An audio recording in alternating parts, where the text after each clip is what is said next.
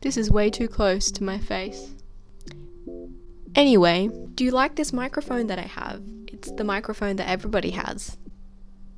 It costs $6 in Kmart. I feel ridiculous holding this.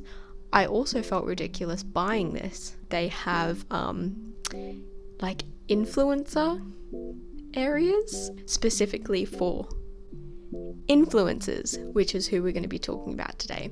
I was in this section and there were a couple of like 12-year-olds in there, you know, probably looking at like, you know, those lights that they have, like the cartoony neon lights, and that's where I was. So today we're going to be talking about influencers, not really about specific influencers, the bigger influencers. You know what I mean? I'm a casual social media enjoyer, as most of us are. But I also grew up with social media, and I think it's interesting to see how it has evolved and how the influencer has evolved in general. I'm not really up to date with any like specific influencer drama. I'm not like the cool kids. I'm not really on TikTok. I'm on TikTok, but my TikTok is a book talk. Ew. I know. That's a whole other can of worms that I will talk about at a later date. Jesus. It's a mess. But also, you know, I'm not really involved. I'm not really in the know. I think I have more of an overall opinion to share. What do you think about when you think of influencers? Money? Do you think of fame? Do you think of Pilates?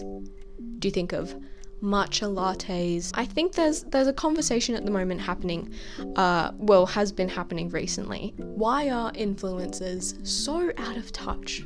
What's the opposite of grounded? They're spaced. That seems to be the general opinion at the moment, or the conversation happening at the moment. The part that intrigues me, personally, is when we look at the history of the influencer is quite interesting, because in terms of careers and professions, it's very new. And I think we need to have a look at the history of influencers. If we look at the history of the profession of the influencer on social media, I think it begins with YouTube. YouTube began in the early 2000s as just like a simple website for people to upload videos, silly videos, and it wasn't really a career. I'm not sure if the person who created YouTube or founded it realized what it would come to what it is today. So I think that's where the influencer started, and it started with a genuine form of entertainment. Silly videos, silly cat videos, silly things online that people found funny, people found interest in, like Smosh, like Good Mythical Morning, and the sort of people who have been around on the internet for a long time. It was very unconventional at the time. And then we move on to short form content. We move to Instagram, and with the introduction of Instagram and the aesthetics that it brought, we really saw the rise of people trying to attain something, people trying to attain a certain aesthetic. This is my opinion, this is what I saw. So we had the beginning of general people just doing funny things online, and it just naturally found an audience. And then we move on to people who realized what was happening and tried to find the pattern in it. And then you have the makeup tutorials and the DIY channels and things that were very aesthetic in a different way to how it was before. So we've gone from not curated, pretty genuine, to more curated, And then I think we moved back into less curated with the introduction of the vlog. And the vlog was something pretty boring, actually, pretty boring in someone's day-to-day life. But it was relatable. I think that was the time of, you know, the Emma Chamberlains and that kind of aesthetic, which kind of brings us to today, where we have, I think, an amalgamation. I think that's a word. Amalgamation. We'll see. We kind of have an amalgamation of both of these trends.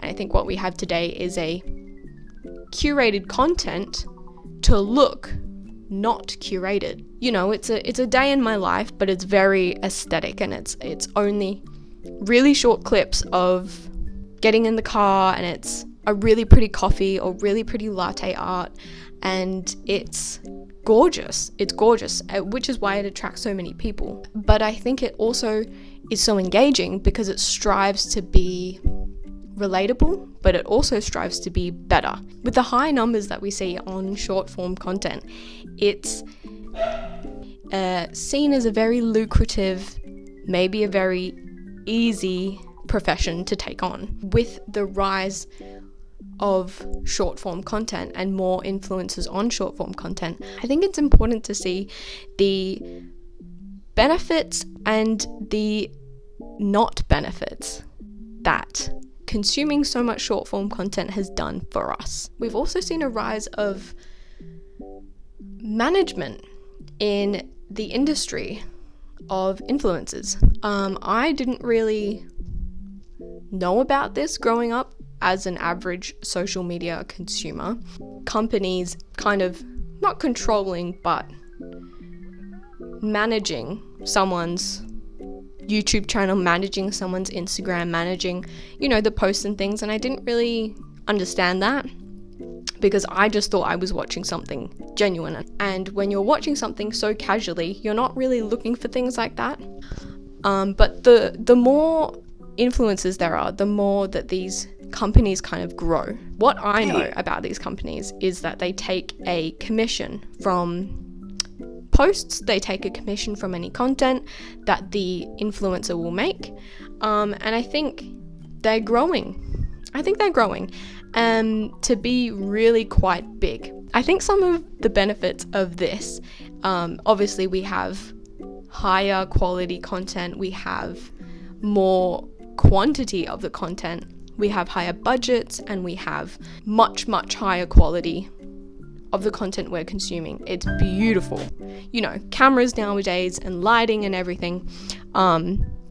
It's gorgeous. However, I think some of the cons of these companies being so huge is that they are dictating sometimes the type of content that they allow their influencers to produce, which kind of ends up making a lot of content look the same. Although very high quality, it looks all the same. It's kind of got the same aesthetic, and it's got the same goals, and it has similar vibes, you know, and I think people are getting bored, which is fair enough. The rise of these companies has also kind of hurt the relationship between influencer and audience. There's now kind of a lack of authenticity that people are seeing, or people are perceiving. If the management company have this opinion on the type of content that they want you to create, then it kind of has this, I'm being told that I should make my videos this way kind of vibe. And audiences aren't dumb. There's a lack of relationship between the creator and the audience. And I think the audience can feel that, definitely. I'm not sure if the influencer can feel that. And maybe that's part of the problem, which is what I'm trying to say. Another con for these big management companies and the rise of them is the constant advertisements. And I'm sure everybody is sick of these, including myself. It is kind of, and this will add on to the lack of authenticity, because how do we know anymore if you're being paid to promote a product or if you actually like it? It's difficult to tell. It used to not be so difficult, but they're getting sneaky with it. The constant advertisements take away from the content you're doing, but also just hurt the relationship even more with the influencer and the audience. Because of all these advertisements and because of all these product placements and brand deals, we've kind of lost the ability to relate to any of these influencers. I mean, I think we're in a cost of living crisis. So sometimes it can feel a bit out of touch when creators are asking for or promoting skincare and other items when some people can't afford rent. And that brings us full circle to influencers kind of being out of touch a little bit. What can we do about it? I think if it's really bothering you, get offline. But obviously, that's really not going to be most of us, because our lives are kind of a lot online. Now with the expanse of social media, you can kind of find yourself in little pockets of the internet of where you like. You can like book talk, or you can like, you know, watching gamers, or you can like, I don't know, science videos, and that can be your usage of social media. And if that's what you want to consume, that's what you're going to consume. And I feel like that's what the average person is doing. I think this is important to understand though, because the content that we're consuming and that we're watching does affect us, and affects us consciously and subconsciously. I don't think there's any reason to call out anyone or to blame anyone for this. I think this is just the way things are going, and it's important to look at and listen to, because like anything, things should be consumed in moderation. And that's the takeaway. I think as well, sometimes it's easy to get caught up with things online, and to get caught up in little dramas and things, because we love judging people. We love judging people. Don't even deny it. So I think if we can all just think a little bit, just think a little bit, you can lead your own life and make your own decisions. And I think I've said everything that I want to say. I'm sorry about the lighting, and I'm using my book light as a light, and my books to stand up my phone. That's all I have to say, and goodbye.